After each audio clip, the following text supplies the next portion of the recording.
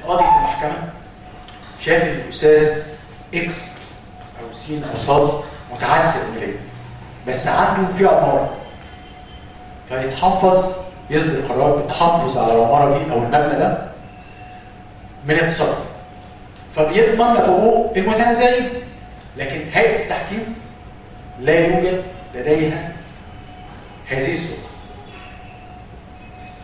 وده اخطر العيوب. فانت النهارده ما تقدرش تتحفظ على جزء من ممتلكاته او بعض ممتلكاته اللي بيها تحفظ للاطراف الاخرى حقهم.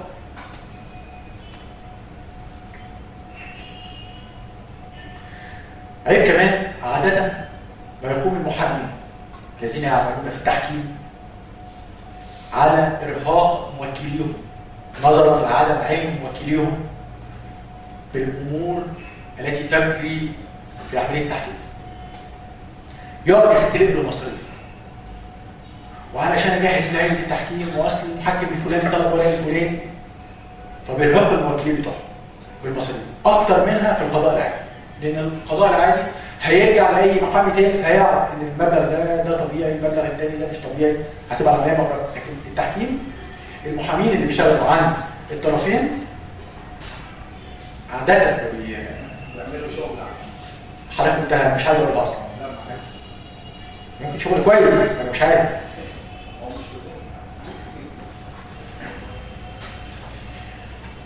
عيب كمان على الرغم ان حكم المحكمه يعتبر حكم قضائي بمثابه الحكم القضائي، الا انه يحتاج الى اصداره الصبغه القانونيه، رفع دعوى قضائيه، وده هيخلينا ندفع فلوس اكتر علشان نوصل. تمام. دي تعتبر كده بشكل سريع مميزات وعيوب التحكيم. في عندنا اي سؤال ولا نايمين؟ نايمين صح؟ انا قلت بعد الشهر ما ينفعش كلام. خلينا هنتكلم عن كام حاجه كده صغيره برضو عن التحكيم. الفرق بين التحكيم والنظم المتشابهه، يعني اللي هي بتقول بحل النزاعات بين الناس، زي التحكيم والصلح. هل التحكيم زي الصلح؟ هو زيه في حاجات مش زيه في حاجات. بمعنى التحكيم يتشابه مع الصلح في ان اللي بيقوم بتسويه الامر طرف ثالث، بس مش طرف ثالث بتاع التحرير ولا المظاهرات والكلام، لا، يعني شخص ثالث غير الطرفين اللي هو المتنازعين مع بعض. في طرف هو اللي بيقوم بعمليه التحكيم او بعمليه الصلح. الصلح يقتصر فقط على تهدئه وتقريب وجهات النظر. تمام؟ بس هو ده اقصى حاجه ممكن يعملها. لكن التحكيم بيصدر حكم ممكن يكون مع او ممكن يكون ضد. المحكم يتمتع بسلطه تجاه الاطراف، لكن المصلح ما عندوش اي سلطه خالص، وعلاقته بيهم بتنتهي بتقريب وجهه النظر بينهم وبين بعض. طب ايه علاقه التحكيم بالقضاء؟ يعني التحكيم والقضاء. التحكيم هو عداله موازيه للقضاء، ولازم تكون عداله، ما ينفعش تكون غير كده. قاضي التحكيم وقاضي تحكيم. قاضي التحكيم يختص بنزاع بعينه، اما القاضي هو قاضي موضوع، يعني يختص باي نزاع يوضع بعينه. القاضي ملزم من قبل الدوله بمراعاه القانون. المحكم معين من قبل اطراف النزاع. حكم القاضي بيصدر علشان حاجه واحده، يطبق ويحفظ القانون. حكم المحكم بيطبق بيه العداله والانصاف.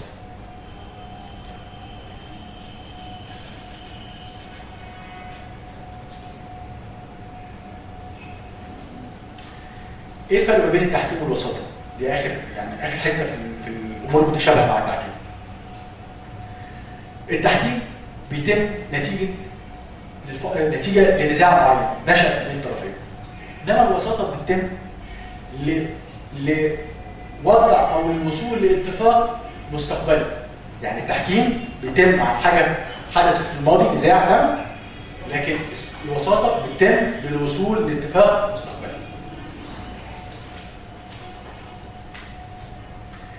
هنقول بشكل كده بسيط برضو عن ايه قانون التحكيم وايه انواع التحكيم. قانون التحكيم اللي بيختاروا الطرفين بيختاروا الاتي، بيختاروا القانون اللي يحكم الاتفاق المبرم اللي هو اتفاق التحكيم. بيختاروا كمان القانون اللي بيحدد اجراءات التحكيم، وكمان بيختاروا القانون اللي بيحدد موضوع النزاع.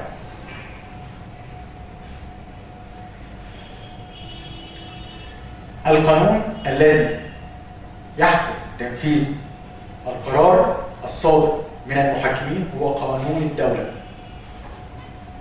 الذي ينفذه حكم المحكمين. يعني المحكم ما ينفعش يطلع قانون يتعارض مع الدولة، بمعنى انه اول حاجة النزاع في الامور الجنائية ليس لها المحكمين ليسوا طرفين، بس كمان ما يقدرش يحكم على اي من اطراف النزاع بحاجه تخالف القوانين الموجوده في الدوله، لكن يقدر يختار اي قانون موجود في الدوله ويطبقه، بس ما يخالفش القانون الموجود في الدوله.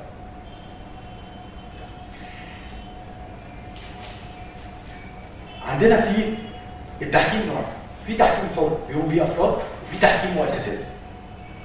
وغالبا ما تكون تحكيم المؤسسات ينظمها لائحه داخليه في كل مؤسسه. واحنا قلنا ان في بعض الشركات او بعض الناس بتلجأ لكتابه اسم مؤسسه بعينها وهي غير،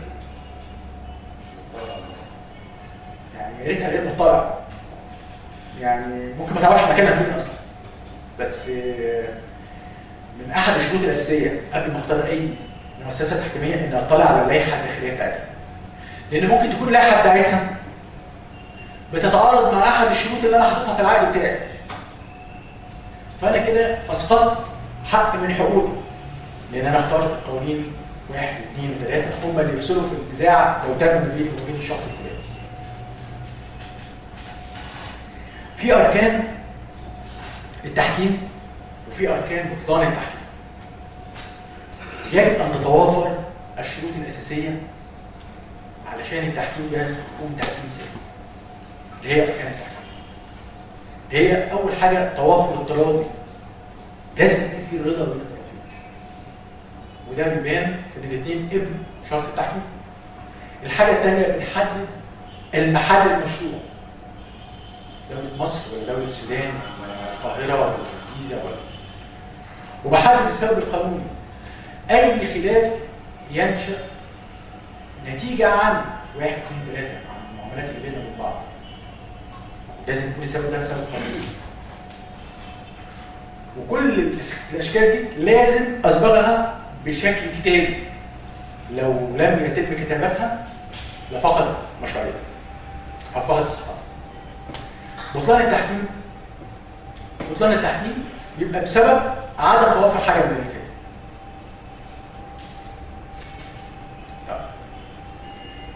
بدأ مؤخرا، للاسف الشديد مؤخرا، مش عشان بدأ، لا مؤخرا، لان مؤخرا الوطن العربي يدرك اهميه وقيمه ومعنى التحكيم.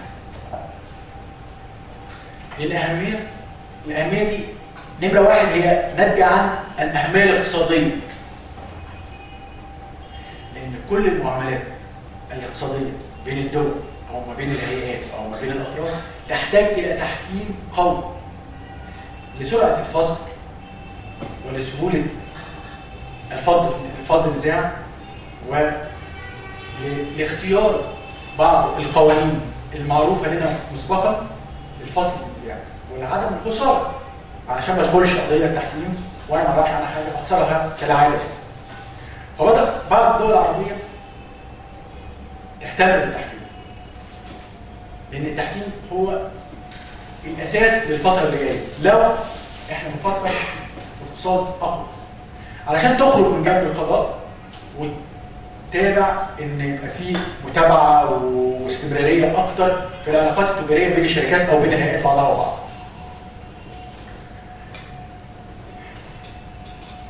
ميزه كمان في التحكيم خاصه انه بيقوم على خبراء، بيبقى الاساس لجميع القطاعات الهندسيه والتي تقوم على عقود المقاولات والتي تقوم على عقود النقل البحري والجوي واعمال المقاولات الكبيره بين الدول ان تلجا للتحكيم، لانها تقوم على اساس خبراء يستطيعون الفصل في المنازعات التي تتم بين طرفي النزاع. ده تقريبا يعني صوره عامه عن التحكيم. التحكيم ايه اللي يقول عليه، ولو عندكم اي اسئله ويعني انا سعدت بيكم جدا، واتمنى اكون قدرت اوصل لكم حاجه ان شاء الله. طب في حد عنده اي اسئله؟ اتفضل يا استاذ.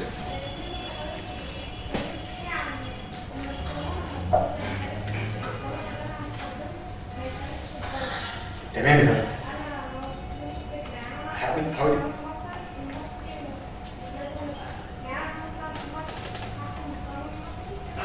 هقول لك النهارده احنا الاثنين بنرتضي التحكيم لفضل النزاع، وبنختار قانون معين يقوم بالفصل في النزاع.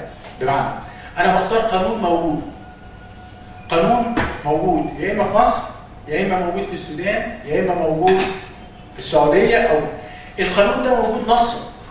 انا بختار المواد اللي تناسبني، بس ما اخترعش قانون جديد، او ما اقولش قانون عكس ماده قانونيه موجوده في نفس البلد اللي انا بطبق القانون بتاعها. انا بختار المواد اللي انا عارفها وبتناسبني، اللي تلاقي بالنزاع بتاعنا. ما بسيبهاش على الاطلاق زي المحكمه. يعني المحكمه القاضي عنده كل القانون هو بيدور فيه ويبدا يطلع الفصل في النزاع. انا بختار قانون معين، بس القانون ده لا يخالف قانون دولي، لان انا اوريدي بجيبه منين؟ من قانون الدوله اللي انا اخترت فيه ان ده حل نزاع. تمام؟ لا قانون الدوله، تمام، هو قانون الدوله مش هيخالف النظام العام. تمام؟ في اي سؤال تاني يا فندم؟ سعيد بيكم جدا، بالتوفيق ان شاء الله.